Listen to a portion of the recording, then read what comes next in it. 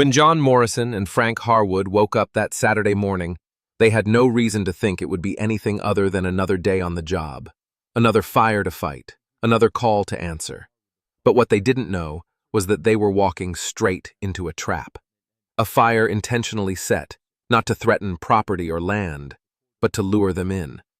Within hours, their worst nightmare would come true, and the community they had sworn to protect would be left mourning two of its most dedicated heroes. Welcome to Whispers of the Taken, where every mystery is a voice lost in the shadows. This video is based on public information and falls under fair use. Like, subscribe, and comment. Even the quietest voice can echo the loudest truth.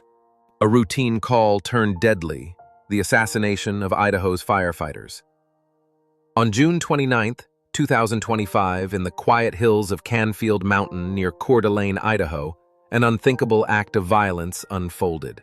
3 firefighters, men trained to protect life, not take it, walked into what they believed was a standard brush fire. They had no reason to think anything was unusual. The sun was out, the air was dry, and a report of a small fire in the hills was nothing new.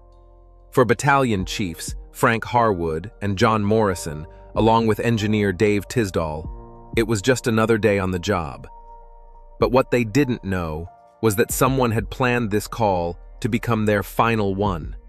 What started as a routine emergency response turned into an ambush, a cold, calculated assassination of public servants. The fire, it turns out, was no accident. It was a lure, a trap set by 20-year-old Wess Roley, a man who reportedly had dreams of becoming a firefighter himself. He started the fire using a flint striker, deliberately drawing first responders to the scene.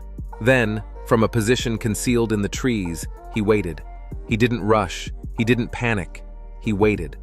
When the firefighters arrived and spotted a lone vehicle on a trail, a common sight in rural firefighting, Roley was already in place. When they approached, he opened fire without warning. Chief Harwood and Chief Morrison were gunned down before they even had a chance to react. Engineer Tysdal was critically wounded, but managed to survive after emergency surgery. The horror of this moment is almost impossible to put into words. Firefighters don't go to work expecting violence from people. Fires, yes. Dangerous terrain, yes. But not bullets, not premeditated attacks. These men showed up to help, not fight. They were guardians of the community, not warriors in battle, and yet that day they were hunted. Hunted by someone who had studied them, mimicked their path, and ultimately betrayed every principle they stood for. It's hard to fathom the level of betrayal in this story. These men weren't involved in law enforcement raids or controversial calls. They weren't strangers barging into someone's private space. They were responding to a fire, something that threatens the safety of everyone nearby, including the shooter himself. They came to save lives, and instead, theirs were taken in cold blood. This wasn't just a random act of madness, it was a plan.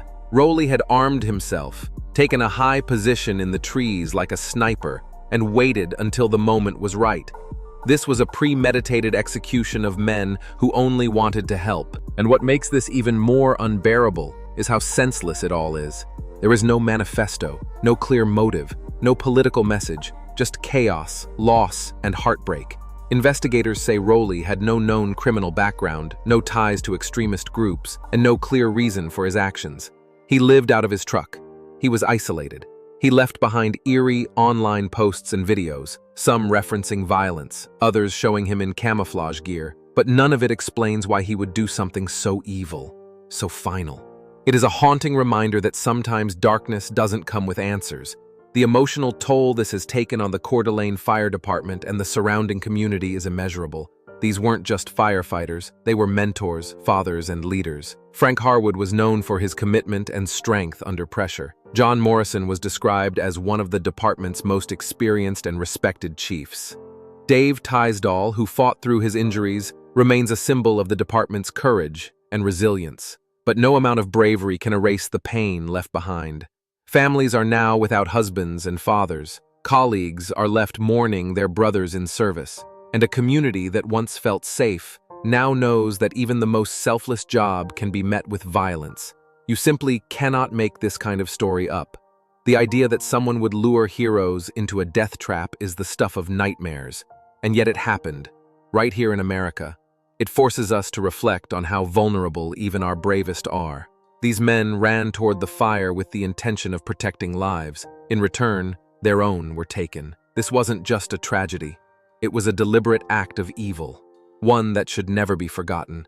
We owe it to Harwood, Morrison, and Tysdal to remember this story, not just for the horror of what happened, but for the honor they showed in the line of duty.